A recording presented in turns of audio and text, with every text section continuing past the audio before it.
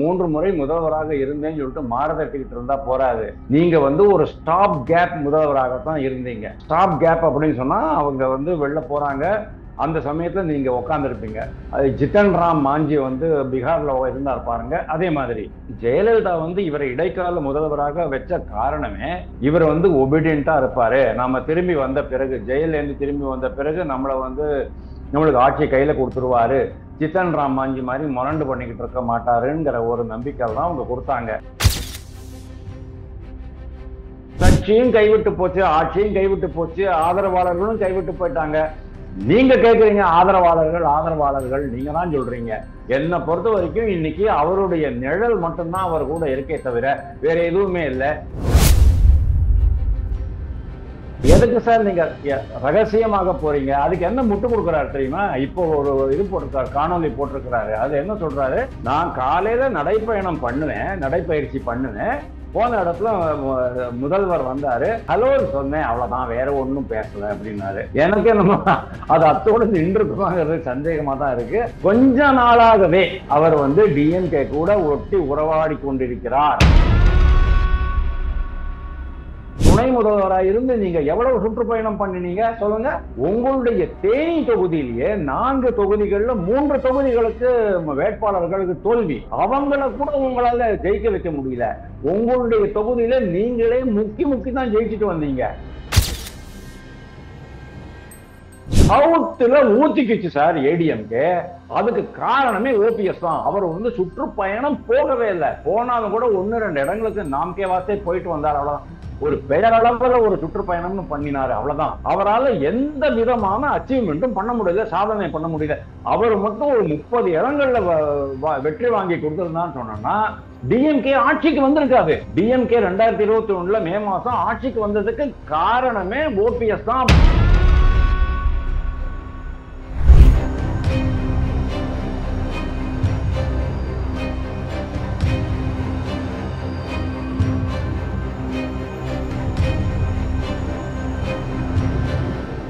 Real one நேயர்களுக்கு வணக்கம். இன்று நம்மளுடைய நேர்காணலுக்கு அரசியல் விமர்சகரான திரு வாசுதேவன் அவர்கள் நினைச்சிருக்காங்க.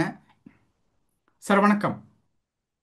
வணக்கம் சார், இப்போ ஓபிஎஸ் அவர் கூட இருக்கக்கூடிய ஆதரவாளர்கள் எல்லார்ட்டையுமே பேசி இனிமே என்டிஏ கூட்டணியில நான் இருக்க மாட்டேன் அப்படிங்கிற ஒரு முடிவை எடுத்திருக்காரு. ஸோ பாஜகவை விட்டு விலகி போனதனுடைய நோக்கம் என்ன அப்படிங்கிறத பற்றியும், பாஜகவை விட்டு விலகி போனதன் பிறகு ஓபிஎஸ்னுடைய அரசியல் எதிர்காலம் எப்படி இருக்கிறத பத்தியும் ஃபர்ஸ்ட் பேசலாமா? நீங்க ஆதரவாளர்கள் அப்படின்னு சொன்னீங்க. இவ்வளவு ஆதரவாளர்கள் இருக்காங்களா தெரியல, இவ்வளவு இருக்காங்களா அப்படிங்கிறது தெரியல. இது உதயசூரியன் எவ்வளவு ஆமா, இவ்வளவு ஆதரவாளர்கள்ங்கிறது தெரியல. 10 பேரா 15 பேரா 5 பேராங்கிறது தெரியல. இன்னைக்கு அவருக்கு பின்னால எவ்வளவு பேர் இருக்காங்கிறத நீங்க பாருங்க. அதுக்கப்புறமா ஆதரவாளர்கள்னு சொல்லுங்க, பரவாயில்ல. அவருக்கு எவ்வளவு மக்கள் வாக்களிக்க போறாங்கிறத முதல்ல சொல்லுங்க. அவர் தேவர் சமூகத்தை சேர்ந்தவர் அப்படிங்கிறதுனால ஒட்டுமொத்த தேவர் சமூகத்திற்கு அவர் ஒருவரே பிரதிநிதியா அப்படிங்கிறது எனக்கு சொல்லுங்க. இதெல்லாம் விட்டு அவர் பாட்டுக்கு என்னமோ இந்த பக்கம் கொஞ்சம் அந்த பக்கம் கொஞ்சம் போயிட்டு இருக்கிறாரு. கொஞ்ச நாளாவே அவருடைய நிலைமை சரியில்லை. அவருடைய பாதை கொஞ்சம் கொஞ்சமா வேறுபட்டு போகிறதுங்கிறத நம்ம பார்க்குறோம். சமீபத்துல கங்கை கொண்ட சோழபுரத்துக்கு மோடி வந்த போது அவருடன் பேசுறதுக்கான ஒரு இது கேட்டிருந்தாங்கன்னு கேள்விப்பட்டேன். ஆனா அவங்க கொடுக்கல. அவங்க ஏன் கொடுக்கல அப்படின்னா, எடப்பாடி பழனிசாமிக்கும் கொடுக்கல, இவருக்கும் கொடுக்கல. அதனால எடப்பாடி பழனிசாமியை பேலன்ஸ் பண்றதுக்காகத்தான் இவருக்கு கொடுக்கல, இவரை பேலன்ஸ் பண்றதுக்காக தான் எடப்பாடி பழனிசாமிக்கு கொடுக்கல அப்படிங்கிற மாதிரி நான் கேள்விப்பட்டேன். அவங்கள பொறுத்த வரைக்கும் 2 பேருமே ஈக்குவல் டிஸ்டன்ஸ்ல வச்சுக்கிறது நல்லது அப்படின்னு நினைக்கிறாங்க. இன்னைக்கு ரொம்ப நாளா அவர் தேசிய ஜனநாயக கூட்டணியில இருந்தாரு, பலாப்பழத்துல நின்னாரு, ராமநாதபுரத்துல 3,57,000 வாக்குகள் வாங்கினாரு. அதெல்லாம் சரி. அந்த 3,57,000 வாக்குகளும் அவருடைய வாக்குகளா அப்படின்னு கேட்டா கண்டிப்பா கிடையாதுன்னு தான் சொல்லுவேன். நீங்க என்ன நினைக்கிறீங்க? ஒரு முன்னாள் முதல்வரே ரொம்ப பயங்கரமான செல்வாக்குடையவர், அதனால வாங்கினாரு அப்படின்னு நீங்க நினைக்கலாம். ஆனா அதுல பாஜகவினுடைய வாக்குகள் எவ்வளவு, மற்ற தோழமை கட்சிகளுடைய வாக்குகள் எவ்வளவுன்னு நீங்க பாத்தீங்கன்னா அவருடைய உண்மையான இது தெரியும். அவருடைய அரசியல் செல்வாக்கு என்ன இன்னைக்கு அப்படிங்கறது நீங்க பாருங்க. மூன்று முறை முதல்வராக இருந்தேன்னு சொல்லிட்டு மாரதட்டிக்கிட்டு இருந்தா போறாது. நீங்க வந்து ஒரு ஸ்டாப் கேப் முதல்வராகத்தான் இருந்தீங்க. ஸ்டாப் கேப் அப்படின்னு சொன்னா அவங்க வந்து வெளில போறாங்க, அந்த சமயத்துல நீங்க உட்காந்துருப்பீங்க. அது ஜித்தன் ராம் மாஞ்சி வந்து பீகார்ல இருந்தார் பாருங்க, அதே மாதிரி ஜெயலலிதா வந்து இவரை இடைக்கால முதல்வராக வச்ச காரணமே இவர் வந்து ஒபீடியண்டா இருப்பாரு. நாம திரும்பி வந்த பிறகு, ஜெயில இருந்து திரும்பி வந்த பிறகு நம்மளுக்கு ஆட்சியை கையில கொடுத்துருவாரு, ஜித்தன் ராம் மாஞ்சி மாதிரி முரண்டு பண்ணிக்கிட்டு இருக்க மாட்டாருங்கிற ஒரு நம்பிக்கை தான் அவங்க கொடுத்தாங்க. ஓகே, நீங்க மூணு ட்ரிப் கிட்டத்தட்ட ஒரு வருஷம் 365 நாள் நீங்க வந்து சீஃப் மினிஸ்டரா இருந்திருக்கிறீங்க. அந்த காலகட்டத்துல கூட ஒரு சீஃப் மினிஸ்டரா நீங்க ஏதாவது ஒரு புதிய முயற்சிகளை மேற்கொண்டீர்களா? புதிய முன்னெடுப்புகளை எடுத்தீர்களா? ஏதாவது புதிய திட்டங்களை அனௌன்ஸ் பண்ணீங்களா? ஏதாவது அதிரடியான ஒரு சாதனையை செஞ்சீங்களா? உங்களுடைய பெயரை சொல்ற மாதிரி ஏதாவது ஒரு விஷயம் நீங்க பண்ணிருக்கீங்களா பன்னீர்செல்வம்? பண்ணல. உங்களுக்கு ஆளுமை திறமை இல்ல, ஆளுமை பண்பு இல்ல. அதனால்தான் நீங்க 2022ல உங்களை வந்து கட்சியில இருந்து வெளியே நீக்கின உடனே அப்பவே இவர் என்ன பண்ணிருக்கணும்? உடனே ஒரு புது கட்சி ஆரம்பிச்சிருக்கணும். அதாவது அவர் என்ன பண்ணிட்டாரு, இவங்களுக்கு வந்து நம்ம கோர்ட் மூலமா தீர்வு காணலாம், பாரதிய ஜனதா கட்சி மூலமா தீர்வு காணலாம், தேர்தல் ஆணையம் மூலமாக தீர்வு. ஏன் சார் தேர்தல் ஆணையம், பாரதிய ஜனதா கட்சி, நீதித்துறை எல்லாமே வந்து உங்களுக்கு உதவி பண்ணுமா? நீங்க உண்மையிலேயே ஒரு செல்வாக்கு மிக்க தலைவராக இருந்தீர்களானால், அதாவது கிரவுண்ட்ல உங்களுடைய காலடி இருந்தது அப்படின்னு சொன்னா உங்களுடைய ஆதரவாளர்களை நீங்க பெருக்கிட்டு இருப்பீங்க, களத்துல இறங்கி நீங்க அரசியல் பண்ணிருப்பீங்க. அதுதான் ஒரு அரசியல்வாதிக்கு அழகே தவிர மற்ற கான்ஸ்டிடியூஷனல் பாடிஸ்னுடைய உதவியை வச்சுக்கிட்டு நீங்க கட்சி ஆரம்பிக்கலாம், நடத்தலாம் அப்படிங்கறதெல்லாம் வந்து பைத்தியகாரத்தனம். அன்னைக்கே அவருடைய இதை ப்ரூவ் பண்ணிட்டாரு, அவருக்கு எந்த விதமான ஆளுமை பண்புகளும் கிடையாது அப்படின்னுட்டு. அதுக்கப்புறமா கூட நீங்க பாருங்க, அவர்கிட்ட இருந்த ஆதரவாளர்கள் தான் கொஞ்சம் கொஞ்சமா கரைஞ்சு இதுல ஒண்ணுமே ஆக போறதுன்னு தெரியும். தேர்தல் ஆணையத்தை சொல்லிட்டாங்க, நீங்க வந்து கட்சியினுடைய, அதாவது அதிமுகவினுடைய கொடி, சின்னம், அந்த வர்ணங்கள் இதெல்லாம் வந்து அந்த ஆர்டர்ல யூஸ் பண்ணக்கூடாதுன்னு சொன்ன பிறகு கட்சியும் கைவிட்டு போச்சு, ஆட்சியும் கைவிட்டு போச்சு, ஆதரவாளர்களும் கைவிட்டு போயிட்டாங்க. நீங்க கேக்குறீங்க ஆதரவாளர்கள் நீங்க தான் சொல்றீங்க. என்னை பொறுத்த வரைக்கும் இன்னைக்கு அவருடைய நிழல் மட்டும்தான் அவர் கூட இருக்கே தவிர வேற எதுவுமே இல்லை. இன்னைக்கு காலையில அந்த கூட்டத்துல கூட நீங்க பாருங்க, சலசலப்பு ஏற்பட்டதா இல்லையா? இவர் ஒரு கருத்து சொல்ல, அவங்க வேற ஒரு கருத்து சொல்ல, அந்த அவங்களுடைய அந்த குழுக்குள்ளேயே, அதாவது உரிமை மீட்பு குழுக்குள்ளேயே மாறுபட்ட கருத்துக்கள் கொண்டவர்கள் இருக்கிறார்கள். அவர்களில் சிலரே ஓபிஎஸ் உடன் பயணிக்க விரும்பவில்லை அப்படிங்கறதுதான் உண்மை. இந்த மாதிரி ஒரு முச்சந்தில நார்ச்சந்தில வந்து நிக்கிறாரு இன்னைக்கு அவரு. நாளைக்கு அவருடைய எதிர்காலம் என்ன அப்படிங்கிறது ஒரு மிகப்பெரிய கேள்விக்குறி. அவருக்கு 75 வயசு ஆயிடும் அடுத்த வருஷம். 75 வயசுங்கிறது ஒரு முதிர்ந்த வயசு தான், மூப்பு தான். அதற்கு ஏற்ற மாதிரியான உடல் நல கோளாறுகள் வரும், மனநிலை பாதிப்புகள் ஏற்படும். இதெல்லாம் வச்சுக்கிட்டு நீங்க வந்து ஒரு புதிய கட்சி ஆரம்பிச்சு பண்ண போறீங்களா? அல்லது பேசாம டிஎம்கே கூட ரகசியமாக, ஏன் சார் ரகசியமாக நீங்க இல்ல இன்னைக்கு கூட முதல்வர், ஸ்டாலின் அவர்கள் வாக்கிங் போகும்போது ஓபிஎஸ் அவர்கள் அதைத்தான் நான் கேட்கிறேன். எதுக்கு சார் நீங்க ரகசியமாக போறீங்க? அதுக்கு என்ன முட்டு கொடுக்குறாரு தெரியுமா? இப்போ ஒரு இது போட்டிருக்காரு, காணொலி போட்டிருக்கிறாரு. அது என்ன சொல்றாரு, நான் காலையில நடைப்பயிற்சி பண்ணுவேன், போன இடத்துல முதல்வர் வந்தாரு, ஹலோன்னு சொன்னேன், அவ்வளவுதான், வேற ஒன்றும் பேசல அப்படின்னாரு. எனக்கு என்னமோ அது அத்தோடு நின்றுக்குமாங்கிறது சந்தேகமா தான் இருக்கு. கொஞ்ச நாளாகவே அவர் வந்து டிஎம்கே கூட ஒட்டி உறவாடி கொண்டிருக்கிறார் அப்படிங்கிறது நமக்கு தெரியும். ரவீந்திரநாத் அவருடைய பையன் டிஎம்கே கூட ஏதோ ஒரு பிசினஸ் கனெக்ஷன் வச்சிருக்கிறார் அப்படிங்கிறதும் தெரியும். இவருக்கும் சில பிசினஸ் கனெக்ஷன்கள் இருக்கின்றன. அதுக்கு வந்து டிஎம்கே ரொம்ப க்ளோஸா ஒத்துழைக்கிறாங்கிறது நம்மளுக்கு தெரியும். இந்த விஷயங்கள் அமித்ஷா வரைக்கும் போன பிறகுதான் அமித்ஷாக்கு பயங்கரமான கோபம் வந்தது. அதனால்தான் அவங்க வந்து சொன்னாங்க, நீங்க பிரைம் மினிஸ்டர் மீட் பண்ண முடியாது. ஃபர்ஸ்ட் ஆஃப் ஆல் நீங்க யாரையா? ஒட்டுமொத்த தேவர் சமூகத்திற்கும் நீங்க ஒரே ஒரு ஆள் தான் பிரதிநிதியா? உங்க பின்னால எவ்வளவு தேவர் சமூகத்தினர் இருக்கிறாங்க சொல்லுங்க பார்க்கட்டும். 2021 எலெக்ஷன்ல ஏடிஎம்கே தோத்ததற்கு 2 காரணம் சார்.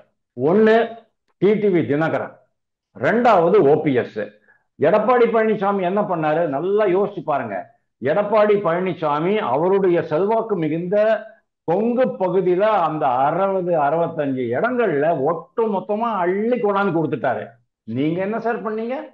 துணை முதல்வராக இருந்து நீங்க எவ்வளவு சுற்றுப்பயணம் பண்ணினீங்க சொல்லுங்க. உங்களுடைய தேனி தொகுதியிலேயே 4 தொகுதிகள்ல 3 தொகுதிகளுக்கு வேட்பாளர்களுக்கு தோல்வி. அவங்கள கூட உங்களால ஜெயிக்க வைக்க முடியல. உங்களுடைய தொகுதியில நீங்களே முக்கி முக்கி தான் ஜெயிச்சுட்டு வந்தீங்க. தெற்கு பகுதி முழுக்க என்ன சொன்னாங்க தெரியுமா? அவங்க 10.5% வன்னியர்களுக்கு உள்ள இடஒதுக்கீடு கொடுத்தாங்க. அது வந்து எங்களுக்கு வந்து எதிராக போயிடுச்சு. நான் என்ன சொல்ல வரேன், அந்த அந்த சட்டம் இயற்றிய போது, மசோதா கொண்டு வந்த போது நீங்க துணை முதல்வராக இருந்தீங்க. You are also party to it.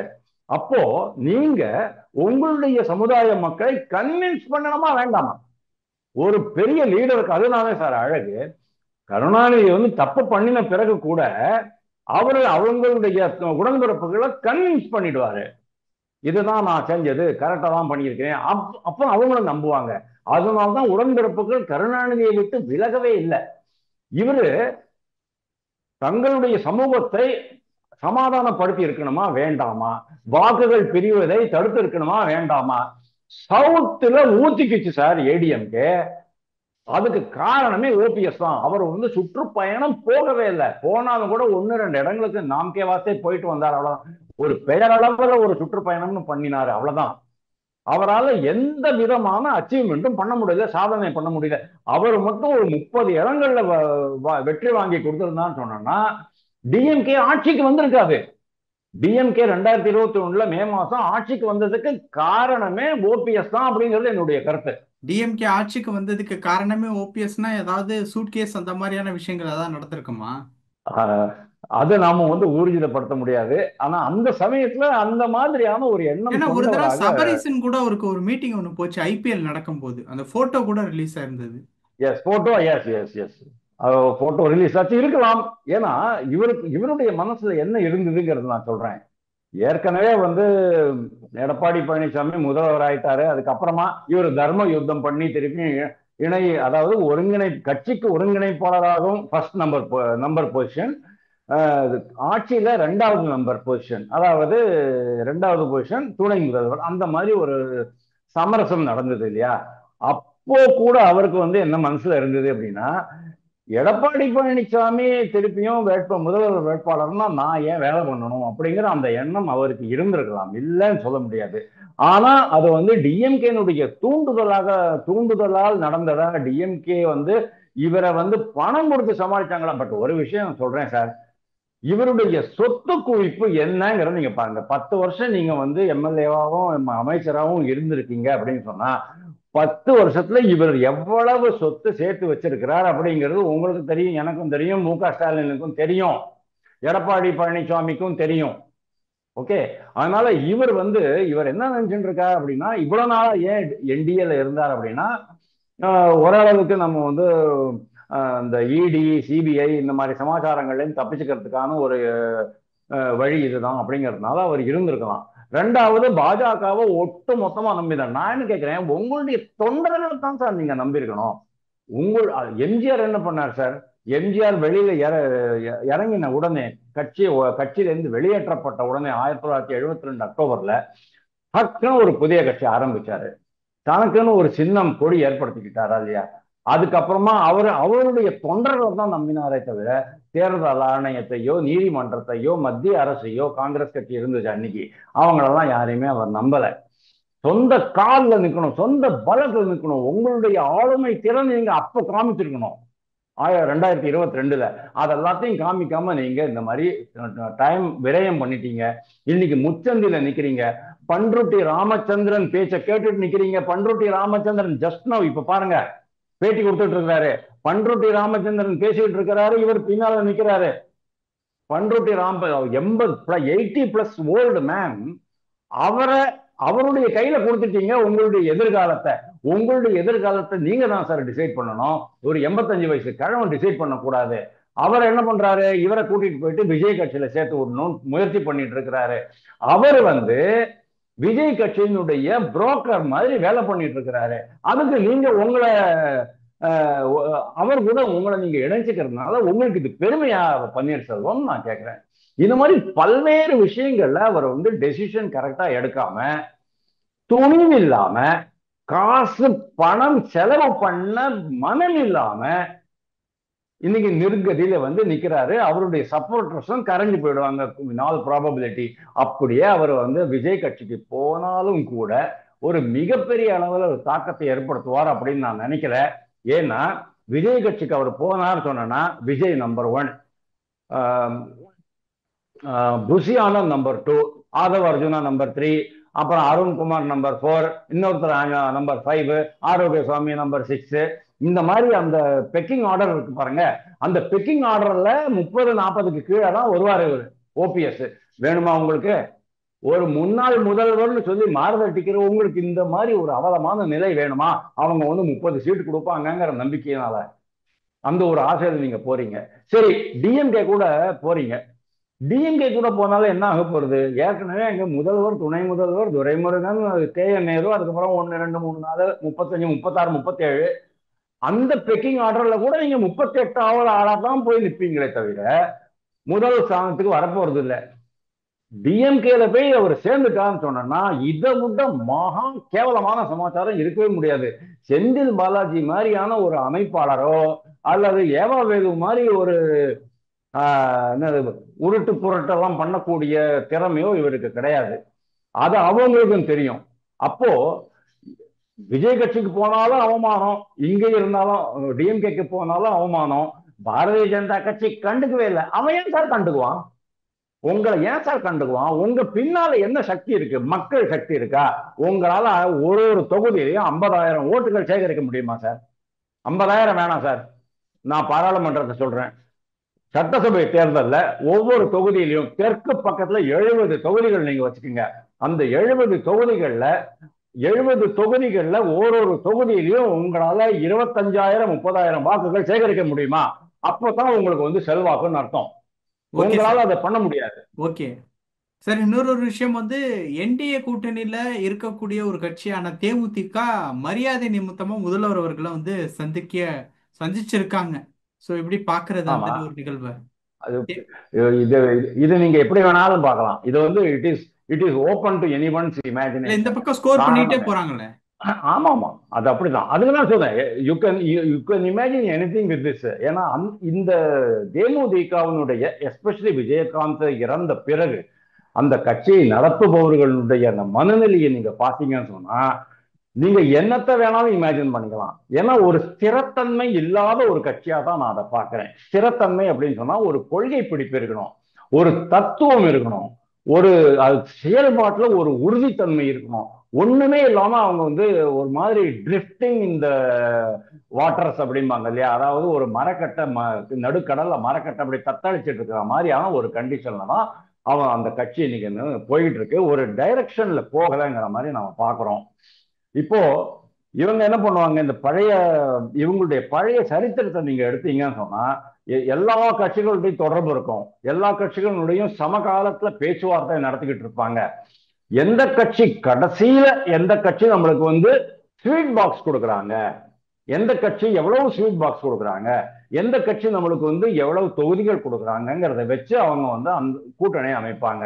ஏன்னா தனியா வெற்றி பெற முடியாது. ஏன்னா சீமான் வாங்குற 8% கூட அவங்களால வாங்க முடியாது. 2% 2%க்கு மேல வாங்க முடியாது. அதை வச்சுட்டு ஒன்றும் பண்ண முடியாது. ஸோ நம்ம வந்து எப்படியுமே ஒரு கூட்டணியில இருந்தா ஆகணும். எது வெற்றி கூட்டணிங்கிறத அவங்களால டிசைட் பண்ண முடியாது. அதனால இப்போதைக்கு அவங்களுடைய கமர்ஷியல் வேல்யூ என்ன, இந்த கூட்டணியில நம்மளுக்கு லாபமா அந்த கூட்டணியில லாபமாங்கிறத வச்சுதான் அவங்க பண்ணுவாங்க. அதனால keep all the doors open. எந்த டோரையும் க்ளோஸ் பண்ணுங்க, எந்த கதவையும் மூடி விடாதீர்கள், எல்லா கதவையும் ஓபன் பண்ணி வச்சுக்கோம். இந்த கதவுல போய் பார்க்கலாம், இந்த கதவுலையும் போய் பார்க்கலாம், ஏதாவது கடைசியில டிசைட் பண்ணிக்கலாம் அப்படிங்கிற மாதிரியான ஒரு நிலை தான். அதனாலதான் அவங்க வந்து ஓகே, முதல்வர் வந்து ஹாஸ்பிட்டல்ல இருந்து வெளியில வந்திருக்கிறாரு. பேஸ் மேக்கர் போட்டுட்டு ஒரு வாரமா ஹாஸ்பிட்டல் இருந்தவர் உடனே வெளியில வந்து சாதாரணமா நடைப்பயிற்சி பண்றாரு. சாதாரணமா பொதுமக்களை சந்திக்கிறாரு, தலைவர்களை சந்திக்கிறாரு, பிரபலங்களை சந்திக்கிறாரு. இதெல்லாம் வந்து பண்ணணும் சொன்னோம்னா நம்ம மு.க. ஸ்டாலின் என்கிற முதல்வர் ஒரு சூப்பர் மேனா தான் இருக்கணும். ஆனா அவரை போய் பார்த்ததே ஒரு ஆரோக்கியமான சமாச்சாரம், ஒரு நாகரிகமான ஒரு செயல் அப்படின்னாலும் கூட அதன் பின்னால் அவருக்கென்ற ஒரு அரசியல் கணக்கு எப்பொழுதுமே இருக்கும் என்பதில் எந்த ஐயமும் இல்லை. பல விஷயங்கள் பகிர்ந்துக்கிட்டீங்க. நேரத்துக்கு ரொம்ப நன்றி சார். தேங்க்யூ.